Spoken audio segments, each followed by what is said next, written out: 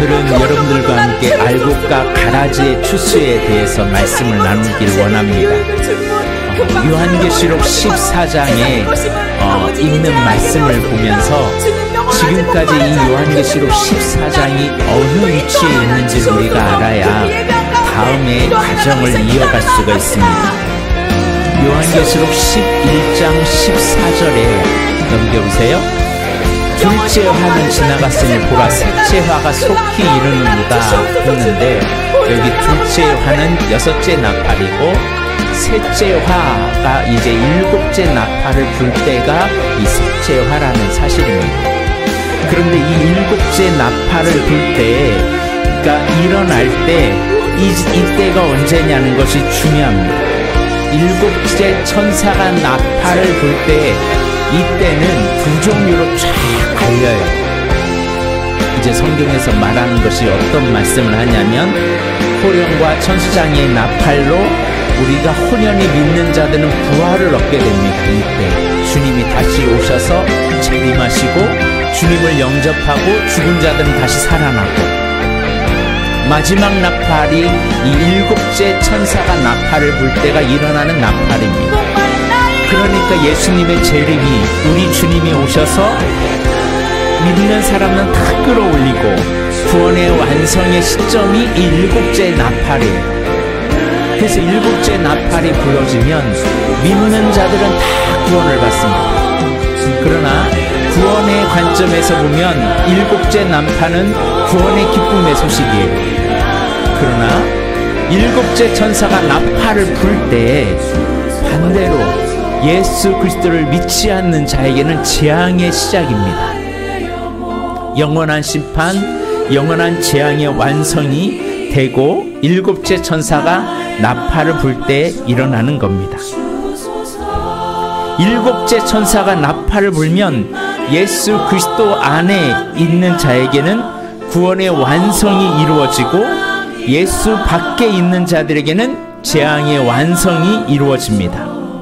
그래서 계시록 11장에 지난 계시록 12장에는 이 11장을 지나서 12장에서는 이 재앙과 심판의 대상이 누군지를 12장, 13장, 14장에서 말씀해줘요. 12장에는 왜 큰 용이 재앙의 대상이 되는지 말해주고 있고, 13장 바다에서 나온 짐승 적그리스도이고 또 땅에서 나온 짐승 거짓 선지자들이 있는데, 이들이 사람들을 미혹하고 사람들에게 짐승을 따르게 만들어서 점점 666을 맞춰서 마귀에 소속되게 만들어요.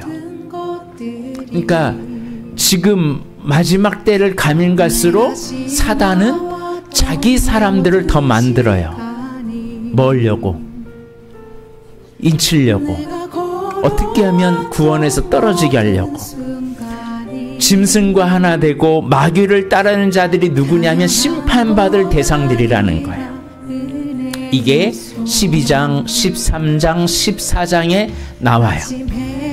반면에 또 14장에는 어떤 사람이 나오냐면, 구원 얻는 수많은 속량을 입은 14만 4천이 주님을 찬양해요. 새 노래로.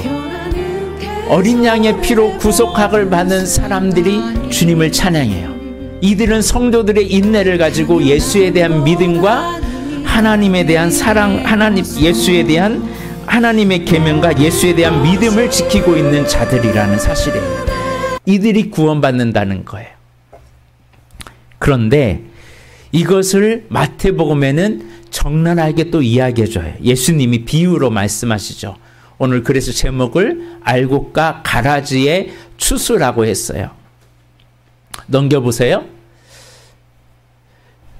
마태복음 13장, 권사님 넘겨보세요. 마태복음 13장 24절에서 26절에 뭐라고 되냐면, 예수님께서 곡식과 가라지의 비유를 말씀하고 있습니다. 천국은 마치 좋은 씨를 제밭에 뿌렸는데 원수가 와서 곡식 가운데 가라지를 더 뿌리고 갔다고 그래요. 근데 이 가라지가 싹이 나네요. 점점 자라네요. 그러니까 가라지도 보이고 알곡도 보이는 거예요. 우리가 신앙생활을 할 때 이 세상에는 두 종류가 있어요. 교회 안에도 똑같이 믿음으로 살아가는 것 같은데요. 곡식으로 점점 연그러가는 사람이 있어요. 그런데 가라지처럼 하나님의 뜻을 아는데도 반대되는 길만 가요. 주님의 뜻을 모르는 게 아니에요. 다 알아요. 근데 텅텅 비어요. 여러분, 가라지와 알곡은 불면 가라지는 날아가죠. 근데 알곡은 남아요. 그러니까 신앙으로 지킨 자들은 어떤 시련과 어떤 어려움이 와도 예수 안에 있어요. 근데 어떤 사람은 다 날아가요. 조금만 어려움이 오면 날아가 있어요. 그런데 이 세상은 곡식과 가라지가 공존해요. 그러니까 집주인이 종들이 와서 묻습니다. 주님, 밭에 좋은 씨를 뿌리지 아니하였습니까? 하나님 당신의 형상대로 사람을 창조했는데 어떻게 이런 가라지가 생길 수 있습니까? 하니까 뭐라고 해요? 마귀가 그랬다 그래요. 원수가 그랬다고 그래요. 원수가 그렇게 하였다라고 그래요. 그러니까 지금도 원수 사탄 마귀는요, 어떻게든 믿음의 사람들을 가라지로 만들려고요, 시련을 줘요. 종들이 말합니다. 그럼 우리가 이것을 뽑기를 원합니까? 그러니까 아니, 그러지 마. 가라지 뽑다가 알곡까지 뽑혀. 교회 안에 문제 해결하려다가요, 뭐까지 잃어버려요? 알곡도 다 놓쳐요. 29절에 그러고 있어요. 그래서 29절에 뭐라고 되어 있나요? 29절 한번 다 같이 읽어볼까요? 시작. 주인이 이르되 가만두라. 가라지를 뽑다가 곡식까지 뽑을까 염려하노라. 둘 다 추수 때까지 함께 자라게 두라. 추수 때에 내가 추수꾼들에게 말하기를 가라지는 먼저 거두어 불사르고 가를 묻고 곡식은 모아 내 곡간에 넣으리라 하리라. 언제까지 두라는 거예요? 추수 때까지. 이 추수가 언제 때까예요? 7째 나팔에 불 때. 이 추수 때가 되면요, 이게 확 구분이 돼요. 7 대접을 바로 앞두고 이제 심판을 앞두고 있을 때 이 추수 때까지 그냥 자라게 놔두라는 거예요. 그러나 추수를 하는데 어떻게 해요? 가라지를 먼저 거두어 어떻게 해요? 불사르고 단으로 묶고 그 다음에 곡식은 모아 내 곡간에 넣으라 라고 그래요. 마지막 때에는요, 그리스도 밖에 있는 가라지들의 추수가 있어요. 그리고 그리스도 안에 있는 곡식 추수가 있어요. 오늘 요한계시록 14장 14절에서 16절까지는 먼저 곡식 추수를 이야기해요. 그리고 17절에서 20절은 가라지 추수를 얘기하고 있어요. 자, 그러면 오늘 본문을 한번 보겠습니다. 14절 한번 볼까요? 시작. 구름 위에 인자와 같은 이가 앉으셨는데 그 머리에는 금 면류관이 있고 그 손에는 예리한 낫을 가졌더라. 인자와 같은 이가 있는데 인자와 같은 이는 누구일까요? 예수님이세요. 예수님. 예수님이 딱 앉으셨는데 그 머리에는 금 면류관이 있고 그 손에는 뭐가 있어요? 예리한 낫을 가지고 있어요. 예수님이 낫을 가지고 직접 곡식들을 추수합니다. 중요한 거예요. 알곡들은 누가 추수해요? 예수님이 직접 추수하세요. 15절에 또 다른 천사가 성전으로부터 나오는데 구름 위에 앉은 이를 향하여 큰 음성으로 외쳐 이르되 당신의 낯을 휘둘러 거두소서. 천사가 예수님 앞에 말하고 있는 거예요. 당신의 낯을 휘둘러 거두소서. 땅의 곡식이 다 익어 거둘 때가 되었다라고 말합니다. 한마디로 16절에는 구름 위에 앉으신 이가 낯을 땅에 휘두르매 땅의 곡식이 거두어지니라. 여기에는 누구 추수라고요? 알곡 추수. 인내를 가지고 하나님의 계명과 예수에 대한 믿음을 가지고 예수 그리스도의 어린 양의 피로 구원함을 받은 사람들은 다 예수로 인하여 다 추수를 받아요. 구원을 받습니다. 바로 예수님이 핵심이죠. 예수님 안에 있는 자가 이 구원을 받아요. 그런데 17절을 보세요. 17장 17절에서 20절까지의 모습을 보면 이제 가라지 추수를 하고 있어요. 즉 그리스도 예수 밖에 있는 자, 예수를 안 믿는 자에 대한 추수예요. 그러므로 우리는 어디에 있어야 돼요? 예수 안에 있어야 돼요. 그래서 예수님께서 요한복음 15장 4절에 뭐라고 말씀하셨냐면 내 안에 거하라 나도 너희 안에 거하리라 라고 말했어요. 이 말이 무슨 말이에요? 너 주님과 하나 되어야 돼. 너 예수님과 연합된 자 되어야 돼. 예수님 떠나면 안 돼. 주님 안에 있어야 돼. 가지가 포도나무에 붙어 있지 않으면 열매 맺지 못해. 너희가 내 안에 있어야 열매를 맺지 나를 떠나면 너희는 열매 못 맺어. 그러니까 나와 하나 되자.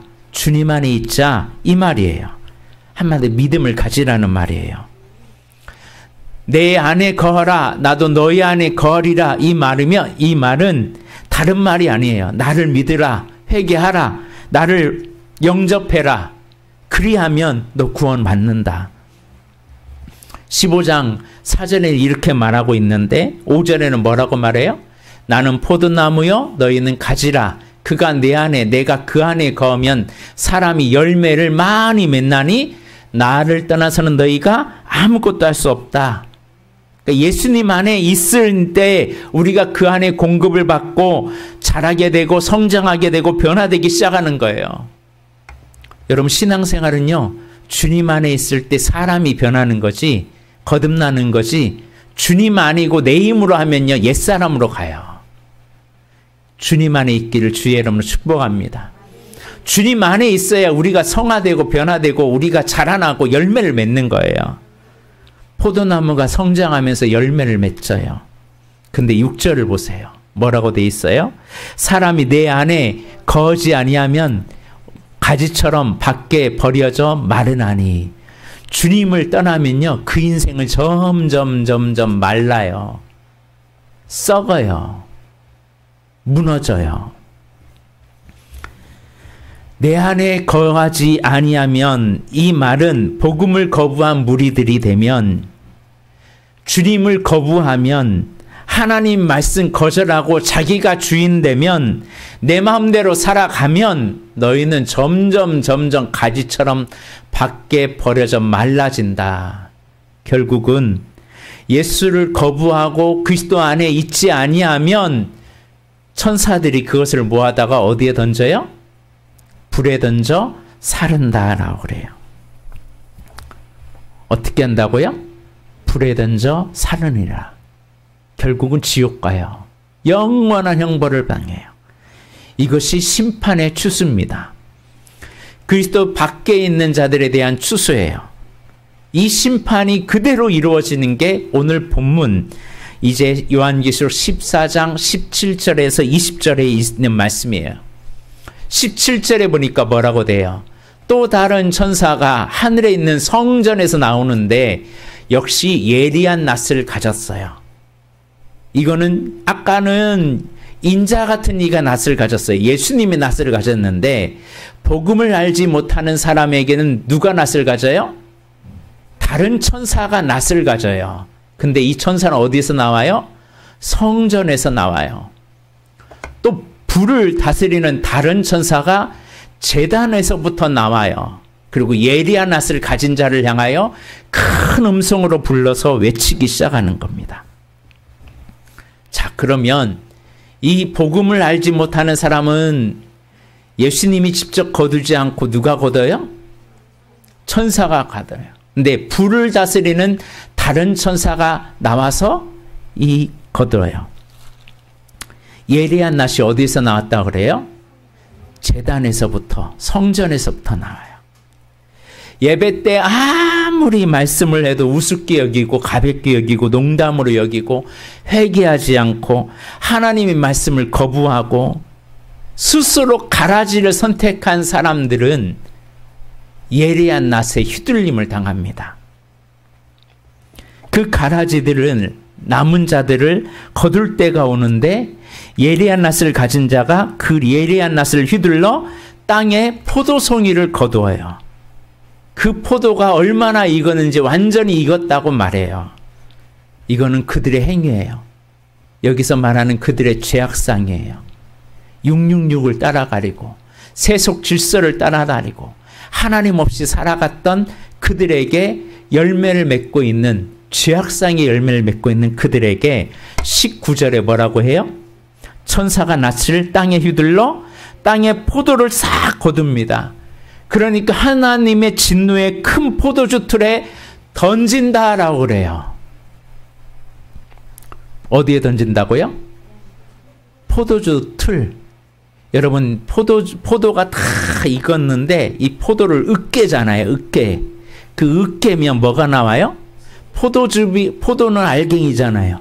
알갱이를 확 으깨면 핏밖에 안 나와요. 포도즙이 나와요.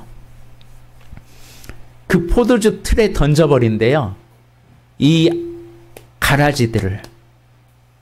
20절에 보니까 성 밖에서 그 틀이 밝히니 틀에서 뭐가 나와요? 피가 나서 말 굴레까지 그 흐르는 피가 닿았고 1600 스타디온에 퍼졌다라고 말해요. 1600 스타디온 이 정도면 얼마나 큰지를 말해줘요. 요한계시록은 숫자가 나올 때는 의미하는 전달이 있어요. 14만 4천 명은 뭐냐면 구원받은 총수거든요.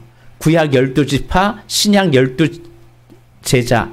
한마디로 신약과 구약의 성도들 하면 원포포거든요. 거기다가 많다라고 하면 천을 합치면 14만 4천이 돼요.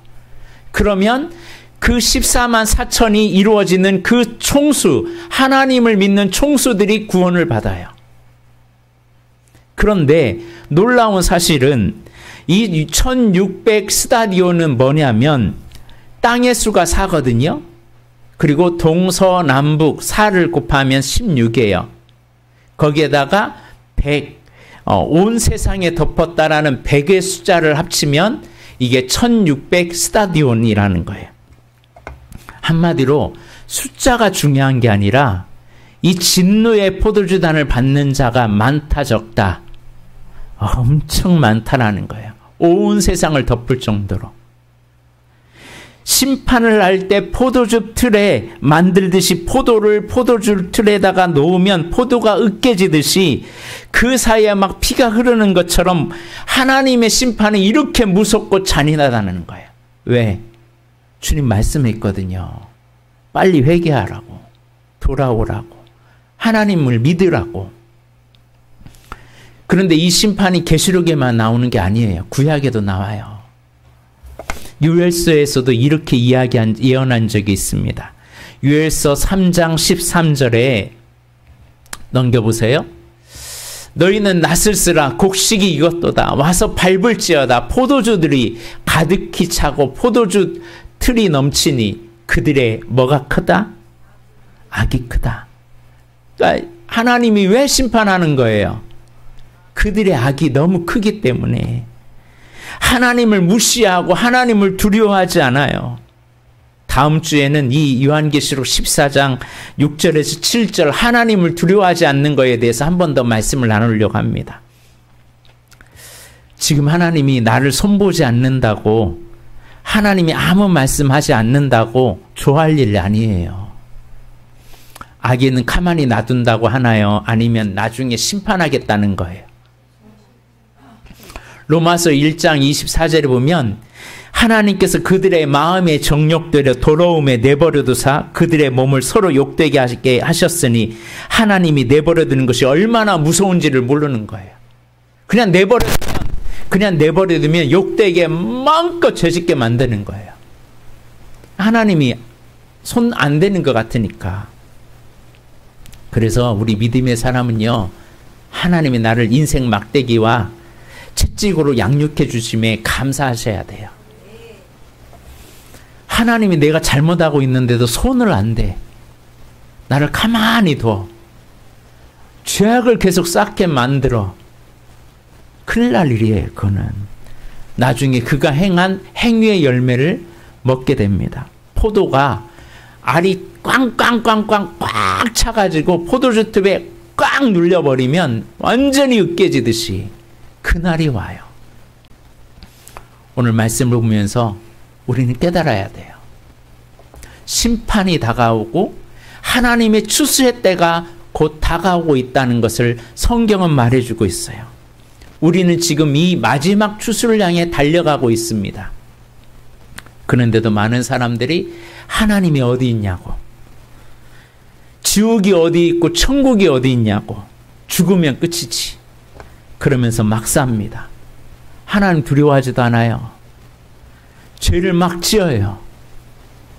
죄 짓는 것을 전혀 두려워하지 않고 온갖 악행을 해도 전혀 아랑곳하지 않습니다. 아무리 그런다 해도 성경은 말해주고 있어요. 이제 마지막 추수가 다가오고 있다. 회개하고 하나님을 믿으라. 이럴 때 우리 믿음의 사람이 해야 할 일이 뭘까요? 회개예요, 회개. 오늘 아까 12절, 4장 12절에 성도들의 인내가 여기 있나니 하나님의 계명과 예수에 대한 믿음을 지키는 자라고 그랬어요. 이럴 때 내 믿음을 돌아봐야 돼요. 내 믿음이 죽은 믿음인지 산 믿음인지, 내 믿음이 지금 가라지의 믿음으로 가고 있는지 알곡으로 열매를 맺고 있는지를 봐야 돼요. 계시록 12장에서 14장까지 7 나팔 재앙을 부시기 전에 주신 메시지가 있잖아요. 재앙이 곧 시작된다. 그 죄가 얼마나 심각한지 봐라 하면서 그 짐승 666에 속하고 짐승에게 입맞고 짐승에 소속되어서 짐승이 원하는 대로 살아가는 사람들의 결말이 얼마나 심각한지를 봐라. 그들은 큰일 난다 라고 말씀합니다. 하나님을 대항하고 마귀를 따라하고 마귀에 소속된 666 적그리스도와 거짓 선지자와 큰 용을 따라가며 살아간 사람들의 결과는 다 넘어져요. 근데 적그리스도와 거짓 선지자들이 하는 일이 뭐예요? 미혹이거든요. 미혹은 어떤 사람을 미혹해요? 순진한 사람 미혹하거든요. 사기칠 때 좀 정상적인 사람이 아니라 진짜 사기칠 사람이면 딱 사기를 쳐요. 사기치는 사람들 사람 보면서 골라서 하거든요. 그러니까 잘 당해야 돼요.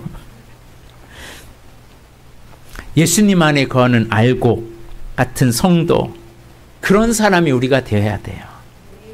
지금도 용과 마귀는, 이 666은 초대교회만 일어난 게 아니에요. 중세교회도 일어났고요. 지금도 있어요. 북한을 보세요.